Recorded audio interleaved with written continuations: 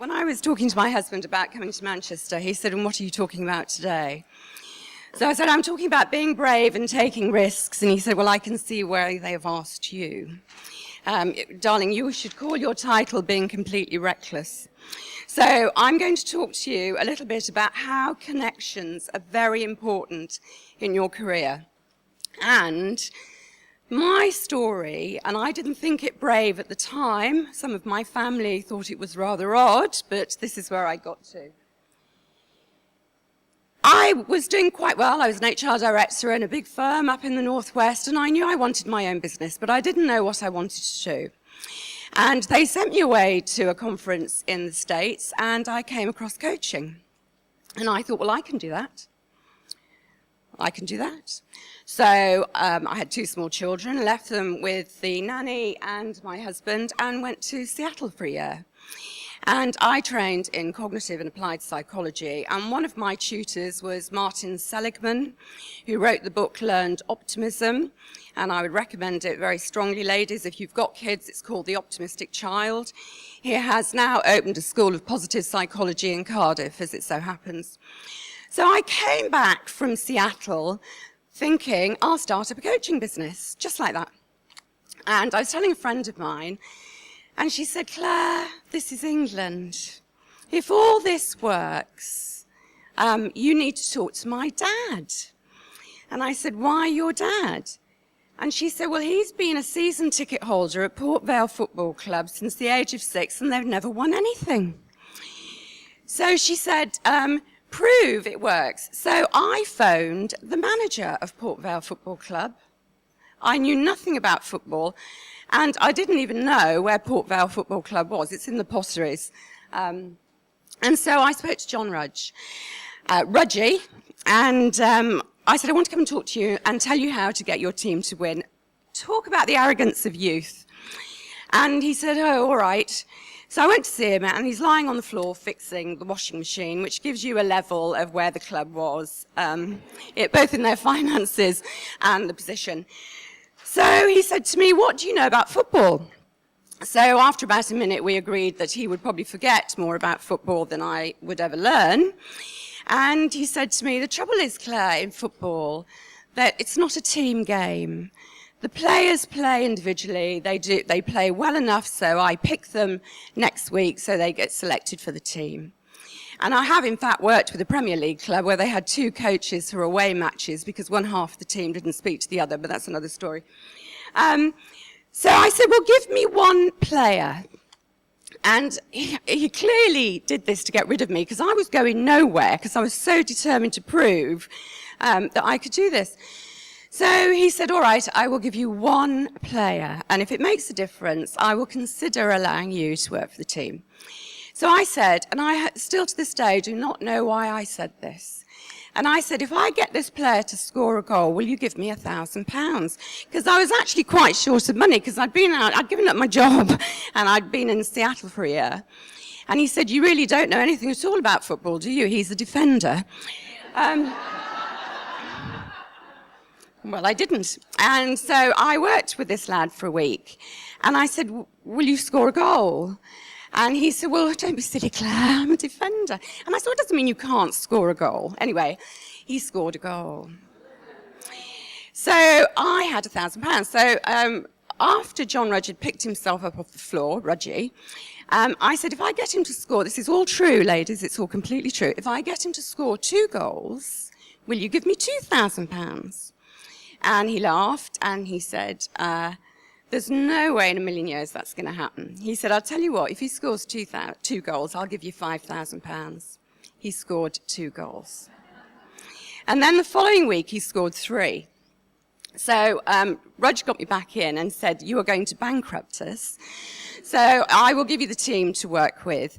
And we agreed a deal where I got £500 for a draw and I got £1,000 for a win. When I last looked, but they won the Autoglass Trophy and they got promoted. And when I last looked, they still had the record for the longest run of going matches without a defeat. Unbeknown to me, John Rudge was a mentor to Joe Royle. And Joe Royle at that time was at Oldham Athletic Football Club. So he phoned me up and he said, Claire, we're in terrible trouble and I've heard what you've done at Port Vale. And he said, will you come and see me? So I went to see him. And he said, we're third from bottom, we're going to go down, but we need a really, really good cup run. And if we get a really good cup run, we make a lot of money, it'll save the club. He said, but what you've got to understand is football is not a team sport. And the players only play for themselves individually, and they do enough for me to pick them for the next match. So we worked there for a while with Oldham, and we had them through to the semi-final of the FA Cup against Man United, and God is kind because they drew, which meant they got 2 matches, which meant they made more money. So I thought that was pretty much the end of my football career, but unbeknown to me, Joe Royle coached Lee Sharp. Do you all know who Lee Sharp is? So I'm now pregnant with my 3rd child, and I am actually in labour on a drip. Lee phones me up and he said, can you come and have a chat with me? Because I've got a bit of trouble with these being thrown at me in the dressing room by him. So I put the pump, the drip I'm on, in my briefcase and met him at a hotel on the M56. And I said, we're going to have to be quick because I think I'm in labour. And all he could say was, I've only just bought my Porsche. And I think he thought my waters were going to break and he's got to get me to Macclesfield District Hospital. Another story completely, but we've stayed very good friends. And he, in fact, is my youngest godfather. And Lee's a lovely chap, now just does after dinner speaking. So Lee spoke to Andy Cole. And Andrew had pneumonia, had a broken leg, and his wife phoned me up and she said, can you come and see Andrew, please? They live in Wilmslow. And I said yes. So she gave me the address and that was the house. Now you might recognize that as Dallas South Fork. If you drive around Wilmslow, you will see one exactly like that, and that's where Andrew lives, because he had his house modelled. I don't know why I tell you that, but it's always amused me, even the sweeping staircase in the middle. So I started working with Andrew, and he's just delightful. And he said to me, the trouble with football, Clare, is it's not a team sport. And we don't play for the team, we play individually. But I could score a lot more goals. And that is if Eric Cantona would only just pass the ball to me. So I said, well, I'm sure this can't be right. And so I said to my cricket and rugby-loving husband, darling, will you go and watch the football and count the number of times that Eric Cantona passes the ball to Andrew Cole? He's quite long-suffering, my husband. So he went and watched 5-6 games, and would anyone like to guess how many times Eric Cantona passed the ball? Not once. So anyway, we had a few sessions. Andrew got better and better. He came back. He was one of the most prolific goal scorers, got into the England team, did extremely well. Unfortunately, neither Lee nor Andrew told Alec Ferguson that I was working with them. And for anyone who knows him, you'll know he's a bit of a control freak. And he did, in fact, ban me from Old Trafford. And about a year ago, we walked into the Park Lane Hilton, my husband and I going to a do, and he was sitting in reception, and I thought, he'll never recognise me. And he came up to me and said, you hadn't better be anywhere near any of the United players. Anyway. But, and this is where I just wanted to die, hide under my duvet. It was him, or it could have been him, who tipped off what I was doing to him, who then had the news of the world follow me. And it was one of the most terrifying experiences of my life. The news of the world found me out. They said, we're going to run a story about all the work you're doing in football. Will you talk to us? And I said, no, I won't. And they did a 2-page spread all about me. My mother phoned me up and said, you could at least have done something with your hair. It was all over the back of the Sun. And I just didn't really want to leave the house again. I was mortified, absolutely mortified. But unbeknown to me, The father of a fairly famous Scottish racing driver phoned me up and said, David does all right in the races, but he's not doing very well in practice. And of course, that makes a difference to where you start in the race. So I worked with him, and he actually did really rather well. He's now living in Monaco, and I'm not. I obviously got the fee structure completely wrong there, didn't I? So he also happened to be a very big supporter of the Scottish National Party. And in 2006, he phoned me up and he said, how would you like to take over a small country through the power of positive thinking? Well, nothing much else on at the moment. He said, so you need to meet Angus Robertson. Angus is the leader of the Scottish National Party in Westminster, and I went to see him, and he said, the trouble with politics, Clare, is it's not a sports game. It's not a team game. He said, we're all individuals, we're all highly ambitious, we all have to win our own seats, it's not collegiate, and we've got an even bigger problem than any other team could possibly have, and that's him. So he said, you'll have to go and see Alec, because I'm sure he's not going to be into any of this. So I went to see Alec, and it was an extraordinary meeting, absolutely extraordinary. And I said to him, what makes you think that a middle-class English girl could possibly help you? And he said to me, that's your prejudice. We only want the best. So we had a long talk, and I said to him, what do you really want? And he said, I want to be in power. Because politics without power gets you nothing. All it does is gets you protest. So you probably know that in 2007, they had a historic victory. They won by 1 seat. They have a different voting system in Scotland and in Wales. It's a PR system, and it is designed to keep out of power one party by a large majority. And so what we did is we decided to run positive campaigns rather than negative campaigns. So any candidate, whether you were a council candidate or a candidate for the Scottish Government, were trained by RED in psycholinguistics, what to say and how to say it. And then that was fine. They ran Scottish Government well. And then in 2010, Alec phoned me up, and I used to see Alec once every 3 months or so for supper. And he said, we've got a real problem. We are 18 points behind Labour in the polls. He said, so I'm going to get everybody together. There was about 30 of them for 3 days in Aberdeen, and we've got to thrash this out because we haven't worked all this hard just not to get into power.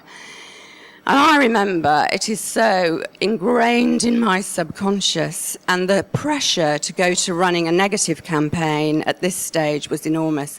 And I said to them, I think we should goal set for a majority. And I had dog's abuse thrown at me. I had you don't understand, you're English, nobody comes back from 18 points in the polls. And so we nearly wrestled each other to the floor. And Alex said, I think Claire's right, I think we should carry on campaigning positively. And of course, you'll know, a story from The Guardian, my mother phoned me up, have you thought about changing your hairdresser? And they won a historic victory. And of course, that's led to the referendum last year. I don't think Naeem is here, but she heard me talk a while ago, and at 9:30, we were doing his victory speech, and 11:30, we were doing his resignation speech. And it was a very emotional, but good fun to be involved in. And of course, I show this. This is one of the candidates, and he was up in Aberdeen, a fisherman, trawlerman, and he came in to the count. He was standing as an MSP, and he overturned a Labour majority of something like 12,000 to an SNP majority of 5,000. He didn't even have a suit to accept that he'd won. And there they are. 56 MPs. My husband, over his paper, looking at the news the other evening, this picture came up, and he said, you do realise this is all your fault. Anyway, because of the work I did with the Scottish National Party and with Nicola, and I was very heavily involved in the TV debates, Plaid Cymru got in touch with me, and I always knew my O-level Welsh at some stage would come in handy. And they asked me, 3 years ago, I started working with them, to work with Leanne Wood. And I'll tell you, if ever you want to see a brave woman, this is it. She was a social worker, went into politics to make a difference, don't they all? But she's authentic and she meant it. And this is the picture from the first debate, which was in Salford City. I'd like you to take a good look at the earrings. They're ruby and diamond drop, my grandmother's. My husband texted me halfway through the debate and said, if she wins, you're selling those. None of us will have any money. But anyway, that's... I have never seen such fear, such terror before somebody went in front of the camera. And at 4 o'clock, she couldn't remember her opening statement. It was a nightmare. It was nearly me going on for Plaid Cymru. It was horrendous.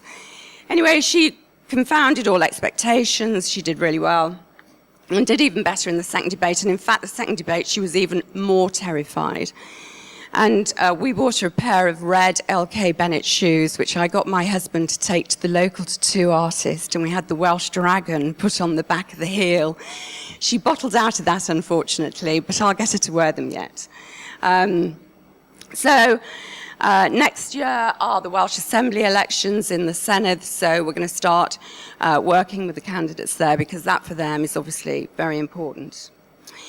I change my coach frequently. I know we have some coaches in the audience here, but I've been very fortunate since I went out to the States to have had a mentor. I don't know if anybody recognised this lady, but her name is Betty Tisdale.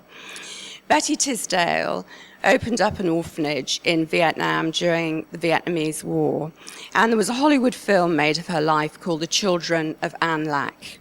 So some of you might remember the film. And as it was clear that Vietnam was going to fall to the Viet Cong, the Americans were leaving. And the general went to her and said, Betty, you are on the list of those that are going to be murdered if you stay behind. We have to get you out. And she said, I can't leave. I have 272 children in this orphanage. You have to give me a plane to get these children out. And he said, I can't do that.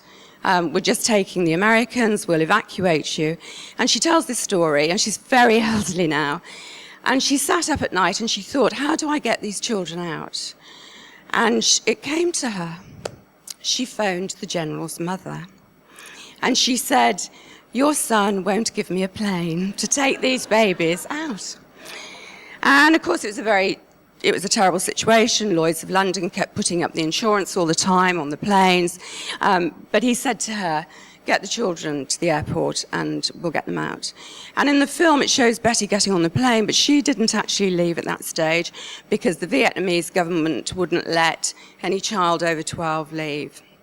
And she had to forge passports and all the rest of it. And she stayed behind to help home some of the children they couldn't get out. And she was on about the second helicopter that came very famously off the roof of the American embassy. And that's bravery.